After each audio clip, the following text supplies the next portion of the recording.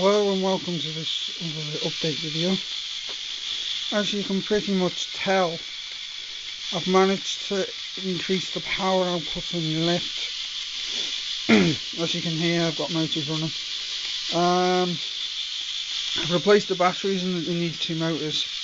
And what I'm about to show you. Oh yeah, and another thing I've done. I've added a drive tyre which still needs to be perfected. I've used the fast motor so it pushes the train onto the lift. And so now I'm going to proceed to show you that motion working. So push the train. Come on. There we go. Onto the lift. As you can hear, there's no clicking. Bottom there, but